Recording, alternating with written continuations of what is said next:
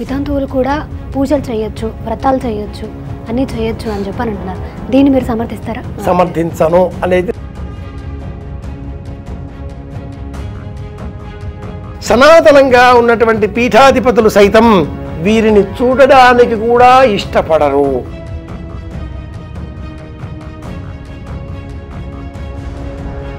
ఆచరించే వ్రతాలు ఎలా ఉండాలి? మౌన వ్రతం, ఉపవాస వ్రతం.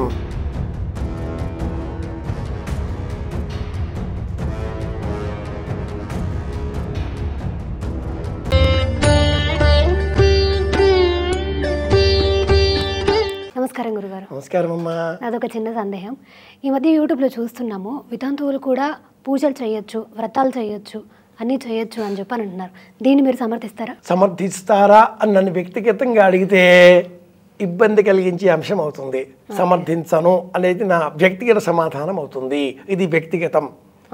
సామాజికమైన సందర్భాన్ని విశ్లేషించేటటువంటి తరుణంలో భర్త మరణించిన మహిళ, భార్య మరణించిన పురుషుడు, ఈ మగవాడికి పురుషుడికి విధురుడు అని పేరు, ఆ మహిళకు వితంతువు అని పేరు. సనాతనంగా ఉన్నటువంటి పీఠాధిపతులు సైతం వీరిని చూడడానికి కూడా ఇష్టపడరు. ఉత్తరాది మఠం, పెజావర మఠం, మధ్వధర్మావలంబులు, పీఠాధిపతులు సనాతన ధర్మాన్ని ఇలా పాటించేటటువంటి అత్యంత పురాతనమైనటువంటి పీఠాలు, ఆ పీఠాధిపతులు ఇలాంటి వారిని చూడరు. దూరంగా ఉండే నమస్కారం చేసుకోవాలి. అలాంటి సందర్భంలో ఏకభుక్తం, అధశయనం, ముండనం, శ్వేతవస్త్రధారణం, ప్రధానంగా ఉండే ఈ 4 నియమాలతో జీవనం గడపవలసిన భార్య చనిపోయిన మగవాడు, భర్త చనిపోయిన మహిళ, వీరు ఈనాటి కాలంలో పలు వ్రతాలు చేస్తున్నారు, పలు ధర్మాలు బోధిస్తున్నారు కూడా. అయితే సనాతన ధర్మం అంగీకరించిన విషయం ఇది. ఆచరించే వ్రతాలు ఎలా ఉండాలి? మౌన వ్రతం, ఉపవాస వ్రతం, ప్రదక్షిణలు, దాన ధర్మ సంబంధిత క్రియలు. మళ్ళీ ఈ దాన ధర్మంలో కూడా సంకల్పం ఇతరుల చేత, కుమార్తె అల్లుడు, కొడుకు కోడలు వారి చేత నిర్వహించాలి. శాస్త్రం ఏం చెబుతుంది అంటే ఏ ధర్మమైనా గృహస్థ ధర్మం పైన ఆధారపడి ఉండాలి. బ్రహ్మచర్యం, వానప్రస్థం, సన్యాసం, ఈ 3 కూడా రెండవది అయిన గృహస్థ ధర్మం పైన ఆధారపడి ఉండాలి. ధర్మాచరణ చేసే సమయంలో ఇల్లాలు పక్కన ఉండడం తప్పనిసరి. కనుకనే పూర్వకాలంలో ఏవైనా అనివార్య కారణాల చేత ఇల్లాలు మరణిస్తే మళ్ళీ వెంటనే వివాహం ద్వితీయం చేసుకునేటటువంటి వారు.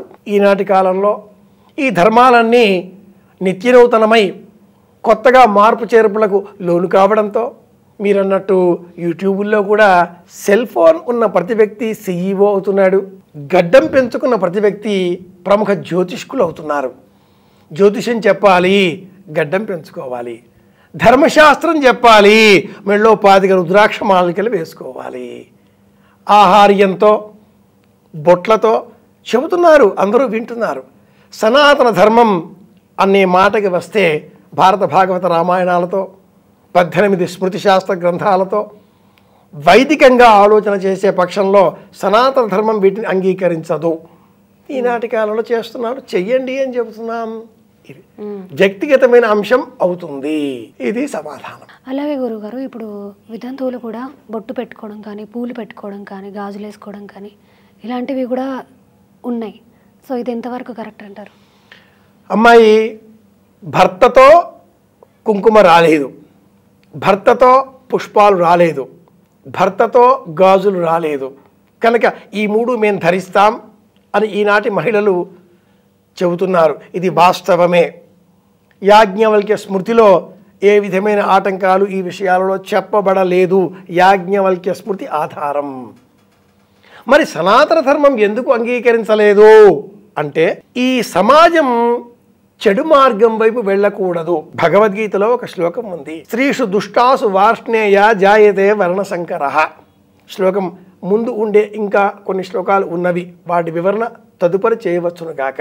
అవి ఇంకా చాలా పెద్ద కాంట్రవర్సీ అనే పదం మనం వాడాలి ఇక్కడ.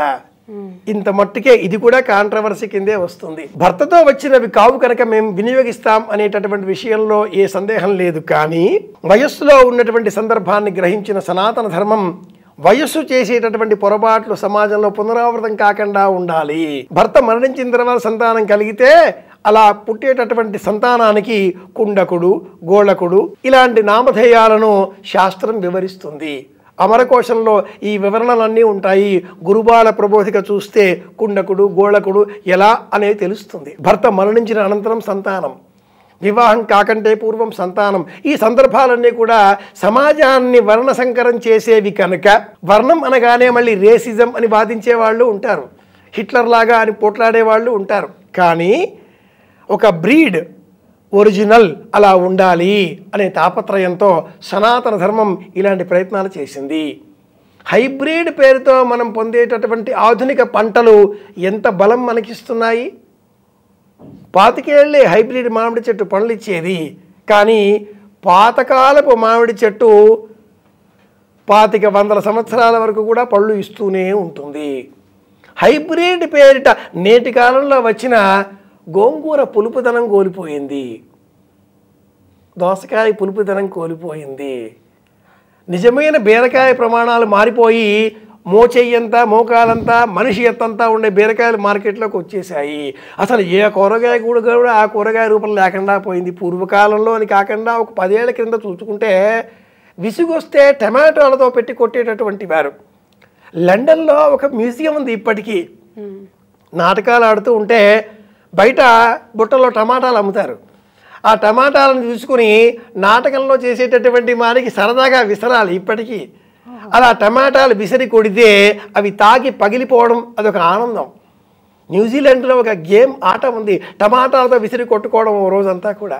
ఈనాటి కాలంలో మన దేశంలో లభించే టమాటా విసిరి కొడితే గాయం అవుతుంది. దానికేం కాదు, మనకి అలా ఏదో పెద్ద గాయం అయిపోయి ధారాళంగా రక్తం కూడా వచ్చే ప్రమాదం, అంత గట్టిగా అయిపోయాయి. హైబ్రిడ్ పురుగులు కూడా ఆశించినటువంటి పదార్థాలు తయారు చేసుకున్న ఈ హైబ్రిడ్ ప్రపంచం పురుగులు కూడా ఆశించనటువంటి పదార్థాలని మనకు అందించింది. మనం వాటి తింటున్నాం. సనాతన ధర్మం అంగీకరించదు, అంగీకరించలేదు, అంత మాత్రమే సమాధానం. ధన్యవాదాలు గురుగారు. కృష్ణార్పణం.